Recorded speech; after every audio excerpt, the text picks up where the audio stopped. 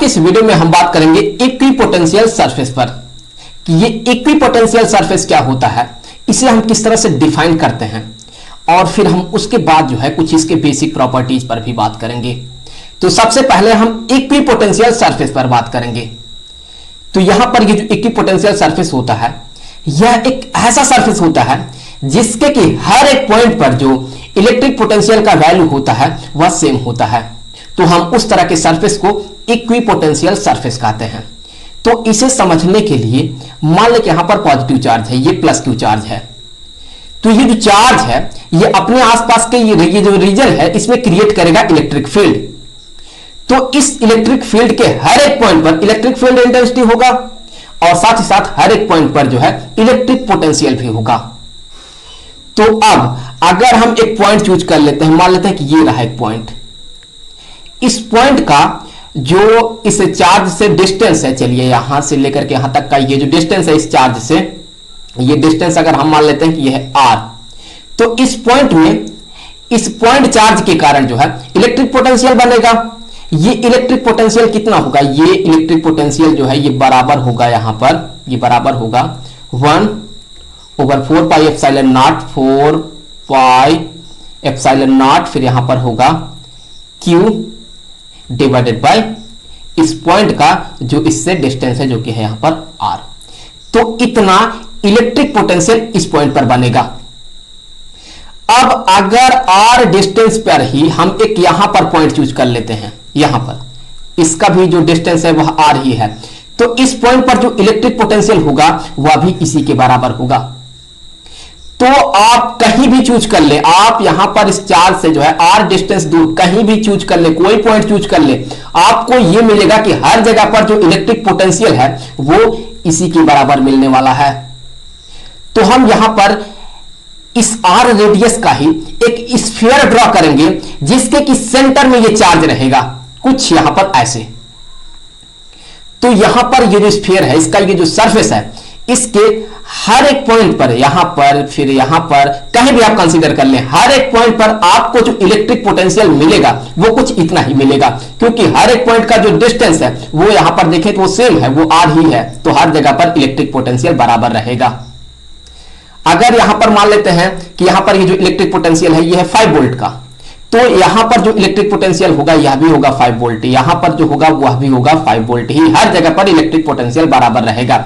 तो इस तरह के सरफेस को जहां पर कि इलेक्ट्रिक पोटेंशियल हर एक पॉइंट पर बराबर है, तो हम इस तरह के सरफेस को ही कहते हैं कि यही है इक्विपोटेंशियल सरफेस। तो यहां पर ये जो सरफेस है ये हो गया इक्विपोटेंशियल सरफेस। इसी तरह से हम और भी इक्विपोटेंशियल सरफेस ड्रॉ कर सकते हैं, जैसे कि अगर हम यहां पर एक ड्रॉ कर लें कुछ ऐसे, ये हो गया एक स्फीयर, इस स्फीयर के सेंटर में ये चार्ज है, तो यह भी होगा एक इक्विपोटेंशियल सरफेस। क्यों? क्योंकि इसके हर एक पॉइंट पर जो इलेक्ट्रिक पोटेंशियल का वैल्यू होगा वो सेम रहेगा। यहां ध्यान रखें कि अगर हम मानते हैं कि एग्जांपल के तौर पर इसका इलेक्ट्रिक पोटेंशियल 5 वोल्ट है, तो इससे ज्यादा इस अंदर वाले के लिए होगा। यहां पर इसका जो इलेक्ट्रिक पोटेंशियल होगा इस सरफेस का, ये 5 वोल्ट नहीं होगा बल्कि इससे ज्यादा होगा। हम मान सकते हैं कि यहां पर इसका होगा 6 वोल्ट, तो यहां पर इसका ज्यादा रहेगा। तो इस तरह से हम इक्विपोटेंशियल सरफेस को डिफाइन करते हैं। तो आगे बढ़ते हैं और अब हम इसके कुछ बेसिक प्रॉपर्टीज पर बात करेंगे। तो यहां पर इसका जो पहला प्रॉपर्टी है वो ये है कि no work is done in moving a test charge from one point to another on an equipotential surface. मतलब यह है कि एक इक्विपोटेंशियल सरफेस पर जो है अगर हम एक टेस्ट चार्ज को जो है एक पॉइंट से दूसरे पॉइंट तक मूव करते हैं तो हमें कोई काम नहीं करना पड़ेगा। तो इसे समझने के लिए हम क्या करेंगे, हम सबसे पहले यहां पर ड्रॉ कर लेंगे एक इक्विपोटेंशियल सरफेस। तो यहां पर कुछ ऐसे हम एक ड्रॉ कर लेते हैं, ये हो गया एक इक्विपोटेंशियल सरफेस। अब अगर ये इक्विपोटेंशियल सरफेस है तो इसके हर एक पॉइंट पर जो इलेक्ट्रिक पोटेंशियल का वैल्यू होगा वो सेम होगा। तो यहां पर हम 2 पॉइंट चूज कर लेते हैं। सबसे पहले तो यहां पर हम 2 पॉइंट चूज कर लेते हैं, एक ये हो गया पॉइंट और यहां पर ये हो गया एक दूसरा पॉइंट। चलिए इन पॉइंट को नाम दे देते हैं कि यहां पर ये वाला जो पॉइंट है ये है A और यहां पर ये वाला जो पॉइंट है ये है B। तो अभी इसका जो इलेक्ट्रिक पोटेंशियल है इस पॉइंट ए का, अगर हम ये मान लेते हैं कि यहां पर इसका जो इलेक्ट्रिक पोटेंशियल है ये है वी ए, सो यहां पर ये जो है ये है वी ए, और यहां पर बी वाले का जो इलेक्ट्रिक पोटेंशियल है ये मान लेते हैं कि ये है वी बी, ये है वी बी, तो इसका इलेक्ट्रिक पोटेंशियल बराबर होगा इसके इलेक्ट्रिक पोटेंशियल के। दैट मीन यहां पर ये जो वी ए है ये बराबर होगा वी बी के। तो यहां से हम ये कह सकते हैं कि V A minus V B ये बराबर होगा 0 के। तो अब यहां पर ये जो पॉइंट बी आपको दिख रहा है, इस पॉइंट पर हमने रख दिया एक टेस्ट चार्ज। तो ये जो चार्ज हमने रखा है इसे हमने मान लिया कि यह है प्लस क्यू नॉट। सो यहां पर हमने रख दिया test charge plus Q naught. तो इस चार्ज को जो है हमें पॉइंट बी से पॉइंट ए तक ले जाना है। सो यहां से हमें यहां तक लाना है। तो पॉइंट बी से पॉइंट ए तक लाने में जो हम काम कर रहे हैं इसे हमने मान लिया कि ये जो हमने काम किया ये है W B to A। So B से A तक लाने में हमने इतना काम किया। तो ये किसके बराबर होगा? यहां पर ये बराबर होगा B से A तक ले जाने में जो हम काम कर रहे हैं ये बराबर होगा ये जो चार्ज हम ले जा रहे हैं जो कि है यहां पर Q नॉट। सो ये हो गया Q नॉट इनटू इन दो पॉइंट के बीच का जो इलेक्ट्रिक पोटेंशियल डिफरेंस है वो जो कि है यहां पर हम कह सकते हैं VA माइनस VB। तो अब VA माइनस VB ये किसके बराबर है? ये 0 के बराबर है। क्यों? क्योंकि इन दोनों पॉइंट के बीच का जो इलेक्ट्रिक पोटेंशियल डिफरेंस है वो 0 है। तो यहां पर ये जो टर्म है ये 0 बन जाएगा। तो Q naught into 0 equal to 0। So यहां पर ये जो काम हम कर रहे हैं इस टेस्ट चार्ज को B से A तक ले जाने में ये हो गया 0। तो यहां पर इक्विपोटेंशियल सरफेस पर जो है किसी टेस्ट चार्ज को एक पॉइंट से दूसरे पॉइंट तक ले जाने में हमें कोई काम नहीं करना पड़ता है। तो ये हो गया पहला प्रॉपर्टी। अब हम बात करेंगे दूसरे प्रॉपर्टी पर। तो दूसरा प्रॉपर्टी ये कहता है कि electric field is always normal to the equipotential surface at every point. Equipotential surface के हर एक पॉइंट पर जो इलेक्ट्रिक फील्ड होता है वो नॉर्मल होता है।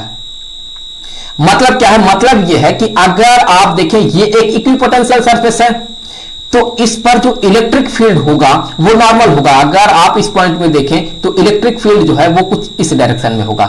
सो यहां पर ये होगा इलेक्ट्रिक फील्ड का डायरेक्शन। तो ये इसके साथ देखें 90 डिग्री का एंगल बना रहा है। इसी तरह से अगर हम यहां पर चूज कर ले तो ये होगा इलेक्ट्रिक फील्ड का डायरेक्शन। तो यहां पर देखें तो ये इसके साथ जो है यहां पर ये 90 डिग्री का एंगल बना रहा है। तो हमें इसे प्रूफ करना है। तो इसे प्रूफ करने के लिए मान लेते हैं कि इस बार जो इक्विपोटेंशियल सरफेस है वो कुछ ऐसा है।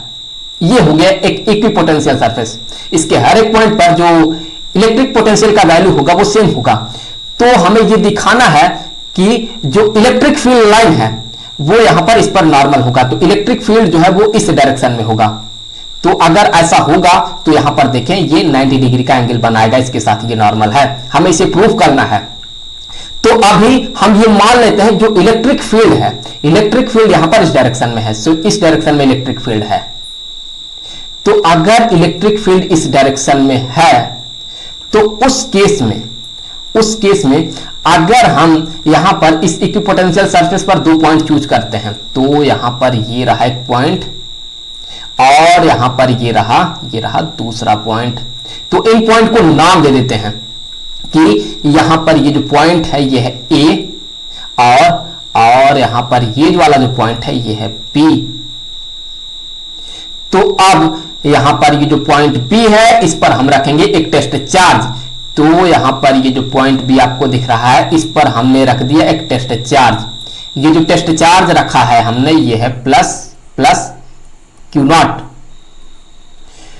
तो अभी इलेक्ट्रिक फील्ड इस डायरेक्शन में है तो इलेक्ट्रिक फील्ड के ही डायरेक्शन में इस पर एक फोर्स एक्ट करेगा। तो यहां पर ये जो इलेक्ट्रिक फील्ड है वो इस पर एक फोर्स अप्लाई करेगा, वो यहां पर इस डायरेक्शन में होगा। तो ये फोर्स कितना होगा? ये जो फोर्स अप्लाई कर रहा है ये इलेक्ट्रिक फील्ड ये बराबर होगा यहां पर, अगर हम मानते हैं ये है FE एज वेक्टर, तो ये बराबर होगा यहां पर ये जो चार्ज है Q नॉट इंटू यहां पर ये जो इलेक्ट्रिक फील्ड है ये। सो इतना फोर्स इस पर एक्ट करेगा। तो हमें इस चार्ज को जो है पॉइंट B से पॉइंट A तक धीरे धीरे लाना है। तो हमें भी इतने ही मैग्नीट्यूड का फोर्स अप्लाई करना होगा। जो यहां पर जो हम फोर्स अप्लाई करेंगे उसका जो मैग्नीट्यूड होगा वह भी इसी के बराबर होगा जितना हम यहां पर देख रहे हैं कि ये जो इलेक्ट्रिक फील्ड अप्लाई कर रहा है इस डायरेक्शन में, तो इतना ही मैग्नीट्यूड का हम यहां पर इस डायरेक्शन में अगर फोर्स अप्लाई करेंगे तो हम इस चार्ज को जो है धीरे धीरे पॉइंट बी से पॉइंट ए तक ला सकते हैं।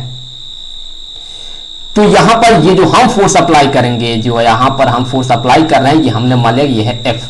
तो ये जो एफ जो कि हम अप्लाई कर रहे हैं ये किसके बराबर होगा, यहां पर ये जो एफ है ये बराबर होगा, ये बराबर होगा किसके बराबर होगा, यहां पर ये जो चार्ज है इनटू यहां पर ये जो इलेक्ट्रिक फील्ड है।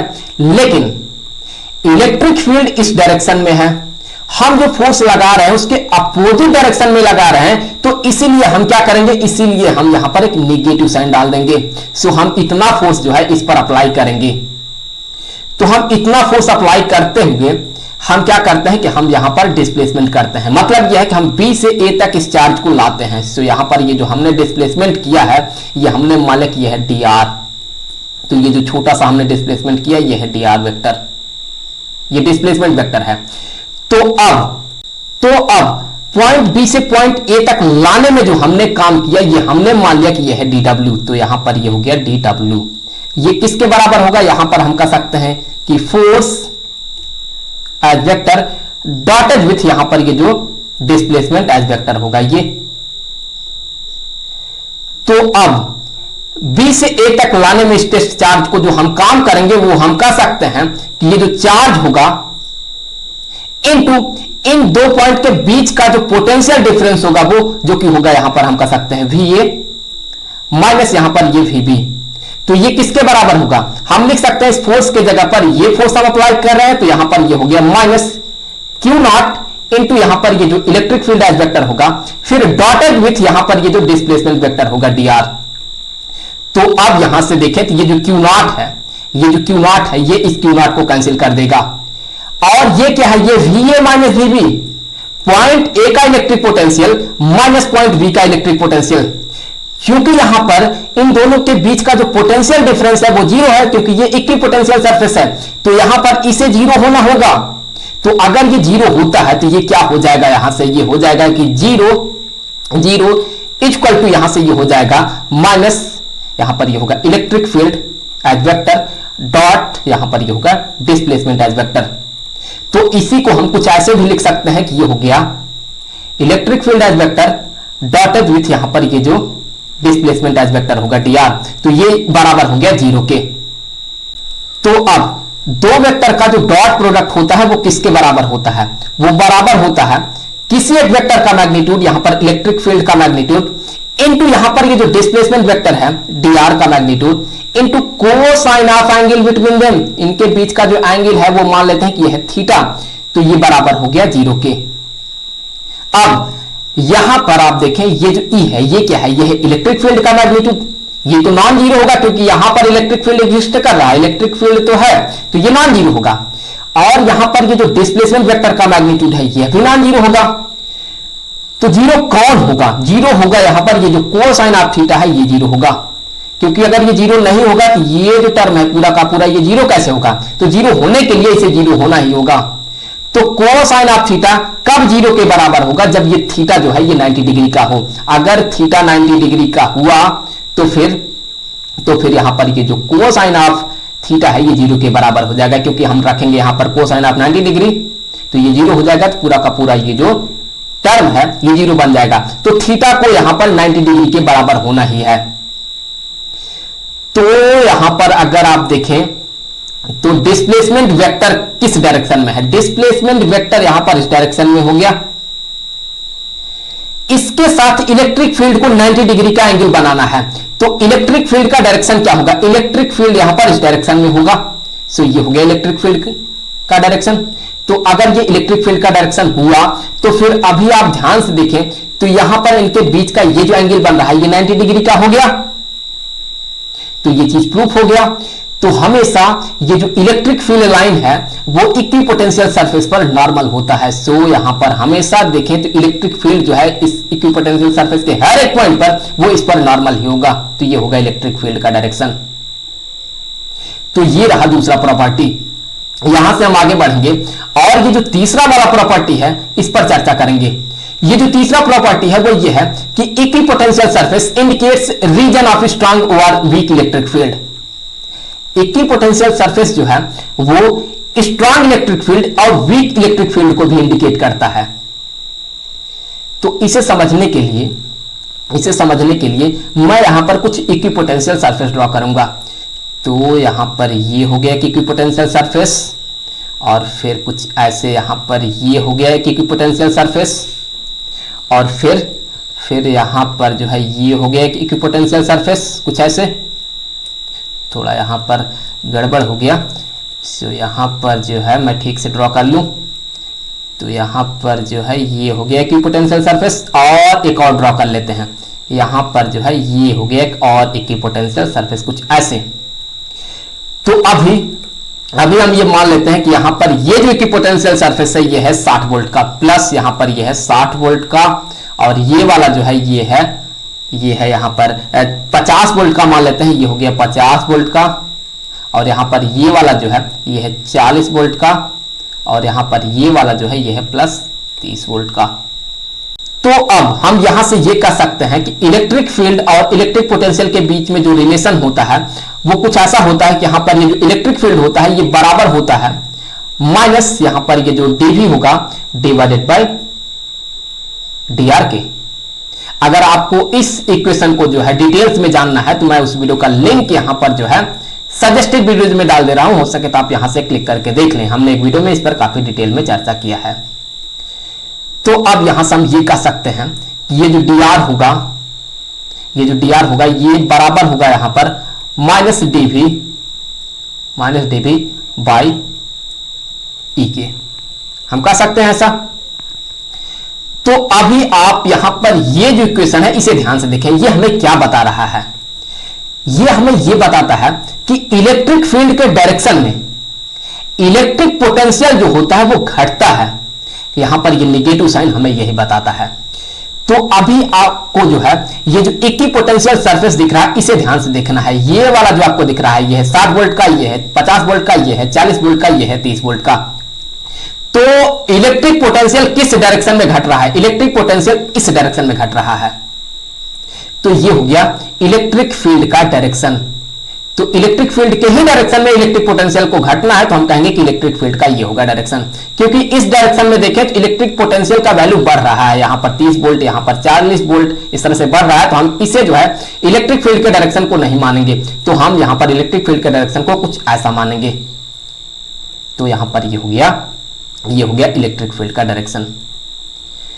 अब इस इक्वेशन को ध्यान से देखें, हम यहां से क्या कह सकते हैं कि अगर dv कांस्टेंट हुआ तो फिर ये जो dr है ये इनवर्सली प्रोपोर्शनल होगा इलेक्ट्रिक फील्ड के। तो यहां से हम ये कह सकते हैं कि अगर dv कांस्टेंट हुआ तो फिर इलेक्ट्रिक फील्ड का वैल्यू जहां पर कम होगा, जिस जगह पर, उस जगह पर ये जो dr है ये ज्यादा होगा। और जो है या फिर हम कह सकते हैं कि इलेक्ट्रिक फील्ड का वैल्यू जहां पर ज्यादा हुआ वहां पर dr कम होगा। तो इसे बेहतर समझने के लिए हम इस फिगर में देखेंगे। तो dv क्या है? ये है इन दो इक्विपोटेंशियल सरफेस के बीच में जो इलेक्ट्रिक पोटेंशियल डिफरेंस है वो। तो अगर आप इन दो इक्विपोटेंशियल सरफेस को देखें, इनके बीच का डिफरेंस क्या है? ये है 10 वोल्ट का। फिर इनके बीच में अगर आप देखें तो ये भी है 10 वोल्ट का, और यहां पर देखें तो ये भी जो है ये भी है 10 वोल्ट का। तो लगातार दो इक्विपोटेंशियल सरफेस के बीच में जो इलेक्ट्रिक पोटेंशियल डिफरेंस है वो है 10 वोल्ट का। तो यहां पर ये जो dv है ये कांस्टेंट हो गया। तो अब इलेक्ट्रिक फील्ड का वैल्यू जहां पर कम होगा वहां पर dr को बढ़ना है। dr मतलब कि दो लगातार इक्विपोटेंशियल सरफेस के बीच का जो डिस्टेंस है, उनके बीच का जो सेपरेशन है वो, जैसे कि यहां पर ये होगा dr। तो अब इलेक्ट्रिक फील्ड का जो वैल्यू है वो देखें कहां पर ज्यादा है और कहां पर कम है। तो इस रीजन में देखें तो इलेक्ट्रिक फील्ड लाइन दूर दूर है, और इस रीजन में अगर आप कंपेयर करें इससे तो यहां पर इलेक्ट्रिक फील्ड लाइन काफी पास पास है। तो हम ये कहेंगे कि इलेक्ट्रिक फील्ड जो है यहां पर ज्यादा है इस रीजन में, और इस रीजन में इलेक्ट्रिक फील्ड कम है। तो जहां पर इलेक्ट्रिक फील्ड कम होगा वहां पर dr को बढ़ना है। तो यहां पर इलेक्ट्रिक फील्ड कम है, इसीलिए इन दो इक्विपोटेंशियल सरफेस के बीच का ये जो सेपरेशन है वो ज्यादा है, जबकि इस जगह पर इलेक्ट्रिक फील्ड का वैल्यू ज्यादा है, इसीलिए यहां पर ये जो dr होगा मतलब कि इन दो लगातार इक्विपोटेंशियल सरफेस के बीच का जो सेपरेशन है वो कम होगा। तो इस तरह से हम ये कह सकते हैं कि जहां पर इलेक्ट्रिक फील्ड का वैल्यू कम रहेगा वहां पर इक्विपोटेंशियल सरफेस के बीच का जो डिस्टेंस होगा वो भी ज्यादा रहेगा। लेकिन अगर आप एक कांस्टेंट इलेक्ट्रिक फील्ड में देखेंगे तो आप ये पाएंगे कि दो लगातार इक्विपोटेंशियल सरफेस के बीच का जो डिस्टेंस है वो बराबर रहेगा, हर जगह पर बराबर रहेगा, क्योंकि इलेक्ट्रिक फील्ड वहां पर कांस्टेंट है। तो ये हो गया यहां पर इसका तीसरा प्रॉपर्टी। अब हम बात करेंगे यहां पर ये जो चौथा प्रॉपर्टी है इस पर कि two equipotential surface can never intersect, दो इक्विपोटेंशियल सरफेस कभी भी एक दूसरे को नहीं काट सकती है। ऐसा क्यों?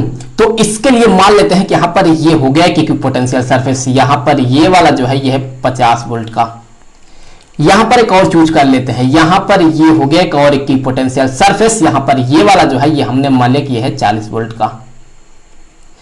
तो अब यहां पर ये जो इक्विपोटेंशियल सरफेस दिख रहा है इसके हर एक पॉइंट पर 50 वोल्ट होगा, जबकि वहीं पर इसके लिए देखें तो इसके हर एक पॉइंट पर 40 वोल्ट होगा। तो दोनों ही इक्विपोटेंशियल सरफेस जो है वो इस पॉइंट पर एक दूसरे को इंटरसेक्ट कर रही हैं। तो इस पॉइंट पर इसके लिए 40 वोल्ट होगा और इसके लिए 50 वोल्ट होगा। और हमें पता है कि एक ही पॉइंट पर जो है दो इलेक्ट्रिक पोटेंशियल के वैल्यू नहीं हो सकते हैं। तो अगर यहां पर दोनों इंटरसेक्ट करेंगे तो एक ही पॉइंट पर दो इलेक्ट्रिक पोटेंशियल के वैल्यू होंगे, जो कि असंभव है, ऐसा हो नहीं सकता ना, क्योंकि एक ही पॉइंट पर सिर्फ एक ही वैल्यू को होना है। तो इसीलिए दोनों जो है एक दूसरे को इंटरसेक्ट नहीं कर सकते हैं, क्योंकि अगर करेंगे तो एक ही पॉइंट पर दो वैल्यू हो जाएगा, जो कि असंभव है। तो आई होप कि ये वीडियो आपके लिए काफी हेल्पफुल रहा होगा। मिलेंगे आपसे अगले वीडियो में किसी दूसरे टॉपिक के साथ, तो तब तक के लिए गुड बाय।